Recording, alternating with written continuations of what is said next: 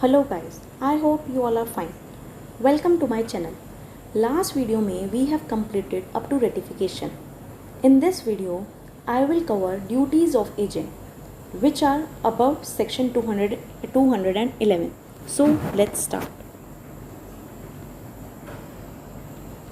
Duties of agent. सबसे पहले हम पढ़ेंगे सेक्शन 211. पहले सेक्शन पढ़ते हैं फिर इसका मीनिंग समझते हैं. Agent duty in conducting principles business. कहते हैं एजेंट की क्या क्या ड्यूटीज़ हैं. यहाँ प्रिंसिपल है, यहाँ एजेंट है. अब इनके राइट्स ड्यूटीज़ तो कुछ ना कुछ होंगे कि एजेंट क्या क्या ड्यूटी कर सकता है या इसको क्या क्या मिलना चाहिए, क्या क्या इसके राइट्स हैं. ठीक है. An agent is bound to conduct the business of his principal according to the directions given by the principal और in the absence of any such directions according to the custom which prevails in doing business of the same kind at the place where the agent conducts such business. When the agent act otherwise, if any loss be sustained, he must make it good to his principal, and if any profit accrues, he must account for it. तो इस section में क्या बताया गया कि agent की क्या duty बनती है उसके प्रिंसिपल का बिजनेस कंडक्ट करने के लिए. ठीक है, क्या बोल रहे हैं देखो. कह रहा है एजेंट बाउंड है कंडक्ट करने के लिए उसके प्रिंसिपल का बिजनेस. ऑब्वियसली अगर प्रिंसिपल और एजेंट का रिलेशन है तो एजेंट बाउंड होएगा ना कि जो भी प्रिंसिपल का बिजनेस होएगा वो अच्छे से करे. ठीक है, किसके according? To the directions given by the principal. जो प्रिंसिपल बोल रहा है वही वाली बात आ गई जो फर्स्ट वीडियो में बताई थी कि एजेंट की बाउंड्रीज डिसाइड कर दी, इसके बाहर ही शैल नॉट गो. ठीक है, तो जो डायरेक्शन एजेंट को प्रिंसिपल दे रहा है उसके अकॉर्डिंग ये फॉलो करेगा. ठीक है. और in the absence of any such direction, अगर एज सच कोई डायरेक्शन नहीं दे रखी तो according to the custom which prevails in doing business of the same kind at the place where the agent conduct such business, कि जहाँ पे agent वो बिजनेस कंडक्ट कर रहा है वहाँ के कस्टम्स क्या बोलते हैं उसके अकॉर्डिंग चलेगा एजेंट, अगर कोई डायरेक्शंस नहीं दे रखी हैं तो. When the agent act otherwise, अगर एजेंट इसके अलावा एक्ट करता है, मतलब बताते हैं आगे, तो अगर कोई लॉस हो रहा है तो वो उसको प्रिंसिपल को गुड करके देगा, and if any profit accrues तो वो उसको अकाउंट करेगा. ठीक है, कोई प्रॉफिट हो रहा है तो उसको प्रिंसिपल को दे देगा, कोई लॉस हो रहा है तो उसकी भरपाई करेगा. सिंपल. ठीक है, मतलब पहले एक बार ये पढ़ते हैं. देखो, हमने अभी तक पढ़ा कि एजेंट की ड्यूटी क्या है. कहता है according to directions of principal, जो भी डायरेक्शंस ऑफ प्रिंसिपल के अकॉर्डिंग एजेंट एक्ट करेगा. ठीक है, जिस टाइम पे डायरेक्शंस नहीं होंगी उस टाइम पे agent will act according to custom of that business of that place. ठीक है, और अगर वो अदरवाइज एक्ट करता है, तीन चीज़ आ गई ना इसमें. कहते हैं अगर प्रिंसिपल के डायरेक्शंस के अकॉर्डिंग एक्ट कर रहा है एजेंट, पहला ये उसकी ड्यूटी है. दूसरा, अगर डायरेक्शंस नहीं है तो अकॉर्डिंग टू कस्टम एक्ट कर रहा है. तीसरा, अगर अदरवाइज एक्ट कर रहा है, ना पहली कंडीशन ना दूसरी कंडीशन, तीसरी कंडीशन में अपने आप एक्ट कर रहा है, तो अगर लॉस हुआ then he will make good it to principal, और अगर प्रॉफिट हुआ then he will account for it to the principal, तो उसके लिए वो अकाउंट करेगा. ठीक है, सिंपल. आगे पढ़ते हैं. ये पढ़ लिया, ये रहा. कहते हैं this section says that agent bound है to conduct the business according to the directions. अभी बताया कि प्रिंसिपल के डायरेक्शंस के अकॉर्डिंग एजेंट एक्ट करेगा. अगर कोई डायरेक्शंस नहीं है, अभी सेकंड पॉइंट बताया, तो वो किसके अकॉर्डिंग एक्ट करेगा? जो उस टाइम पे कस्टम प्रिवेल करता है during that time of business. ठीक है, और अगर वो अदरवाइज एक्ट कर रहा है, आगे आया है अदरवाइज एक्ट कर रहा है, ये रहा. थर्ड पॉइंट क्या आ गया? अगर एजेंट अपनी मर्जी से एक्ट कर रहा है अदरवाइज, तो क्या बोल रहा है?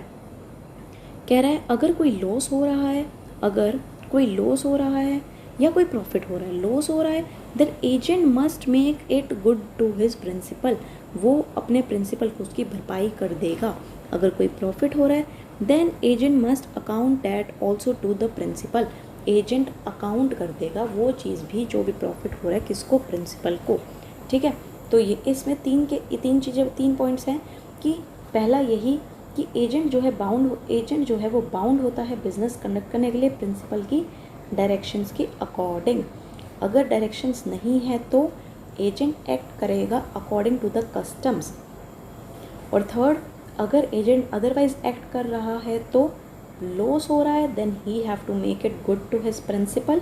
अगर प्रॉफिट हो रहा है then agent must account that also to the principal. ठीक है, इलस्ट्रेशन देखते हैं। ये इलस्ट्रेशन बता रहा है B a broker in whose business it is not the custom to sell on credit. B एक ब्रोकर है, ठीक है भाई, बी बीच का बंदा है, बीच का मतलब एजेंट है, ठीक है। In whose business it is not the custom to sell on credit, जिसके बिजनेस में ये कोई रिवाज नहीं है, कोई कस्टम नहीं है कि तू गुड्स को क्रेडिट पे बेचेगा। ये सेल कर देता है ए के गुड्स, मतलब प्रिंसिपल के गुड्स, ए के गुड्स ऑन क्रेडिट टू सी। सी को बेच दिए इसने, किस पे? क्रेडिट पे। अरे यही तो नहीं बेचने थे, क्योंकि हमारा कस्टम है कि हमें क्रेडिट पे नहीं बेचना। Whose credit at the time was very high, उस टाइम पे बहुत हाई था। सी ने क्या किया? बिफोर पेमेंट, पेमेंट करने से पहले वो हो गया इंसॉल्वेंट, कहते हैं दिवालिया घोषित होना, ठीक है, वो इंसॉल्वेंट हो गया। अब यहाँ पे ए के ना कस्टम ने अलाउ किया था, मतलब उसने अपनी मर्जी से एक्ट किया, तो B must make good the loss to A. देखो साफ सिचुएशन बता रही है, कह रहा है वेट, कह रहा है ए, बी और सी। बी ने क्या है, कस्टम्स प्रिवेल नहीं करते थे, कस्टम नहीं कहता था इनकी शॉप का कि तुम उधार पे बेचोगे, क्रेडिट पे दोगे गुड्स, पर बी ने क्या है, सी को क्रेडिट पे दे दिए। पेमेंट करने से पहले ये इंसॉल्वेंट हो गए, सी क्या है, इंसॉल्वेंट डिक्लेयर हो गया, ठीक है। अब ये कौन सा केस आ गया? Third case. क्या ए की डायरेक्शंस थी? पहला केस क्या था? ए की डायरेक्शंस थी? नहीं थी। सेकंड केस क्या था कि अगर डायरेक्शंस नहीं थी तो कस्टम्स प्रिवेल करते हो, कस्टम के अकॉर्डिंग इसने चला नहीं। तो थर्ड मतलब इसने अपनी मर्जी से चला, किसने? बी ने। तो जो भी लॉस हुआ है he will make good to A, जो भी लॉस हुआ है वो क्या है, ए को अच्छे से दे देगा, भरपाई कर देगा, ठीक है। मूविंग ऑन फर्दर, ये हो गया इलस्ट्रेशन। सेक्शन 212, सेक्शन 212 पहले हम पढ़ते हैं, काफ़ी बड़ा सेक्शन है, पढ़ते हैं पहले।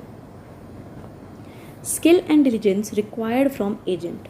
An agent is bound to conduct the business of the agency with as much skill as is generally possessed by a person engaged in similar business unless the principal has notice of his want of skill.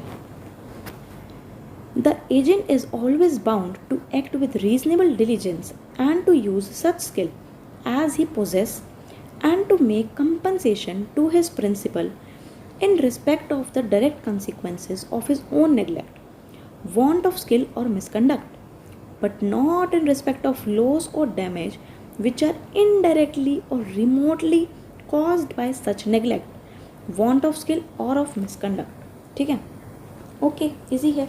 ये section क्या बोल रहा है? कह रहा है जितनी agent को स्किल अपनी यूज़ करनी चाहिए, एजेंट को जितनी अपनी स्किल्स यूज़ करनी चाहिए प्रिंसिपल के लिए या तुम्हारे कॉन्ट्रैक्ट ऑफ एजेंसी के लिए या तुम्हारे बिजनेस के लिए, ही मस्ट डू दैट, ठीक है।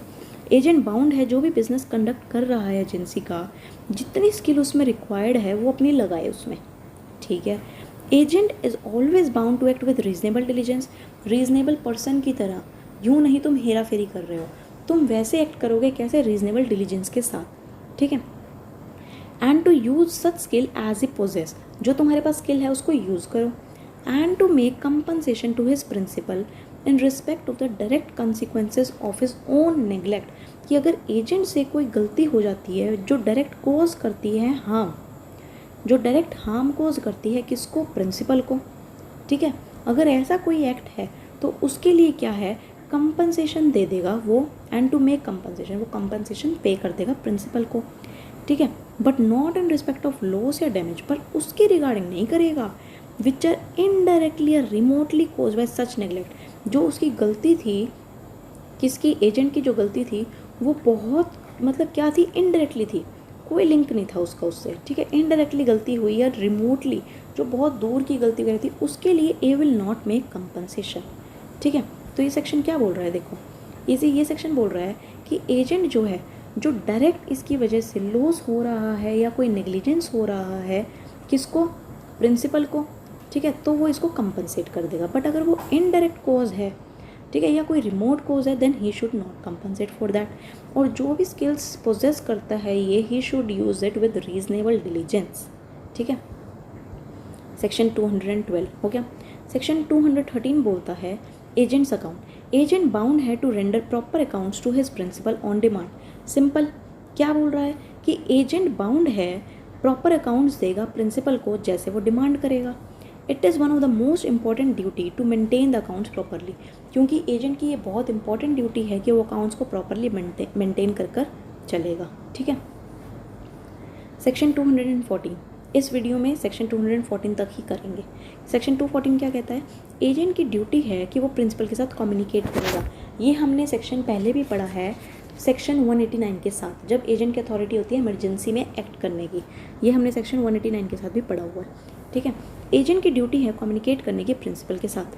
कहता है it is a duty of an agent in cases of difficulty to use all reasonable diligence in communicating with his principal and in seeking to obtain his instructions. If it is not possible for the agent to communicate with the principal, then he would act like a man of ordinary prudence.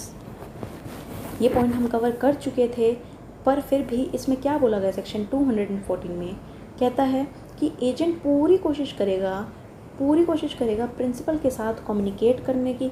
ठीक है, अगर वो उस time पे communicate नहीं कर पा रहा तो अपने अकॉर्डिंग डिसीजन ले लेगा, बट इसकी ड्यूटी बनती है पहले इसके साथ कम्युनिकेट करेगा। ठीक है, ये सेक्शन 214 में बताया गया। अगर पॉसिबल नहीं है तो वो ऐसे एक्ट करेगा जैसे मैन ऑफ ऑर्डिनरी प्रूडेंस उस केस में एक्ट करता। ठीक है, थोड़ी बहुत ड्यूटीज़ रह चुकी हैं, हम इस वीडियो को यहीं कंक्लूड करते हैं। ठीक है, I will cover in next videos. अगर वीडियो अच्छा लगा हो तो please like the video and subscribe my channel to get notification for more videos. Thanks for watching.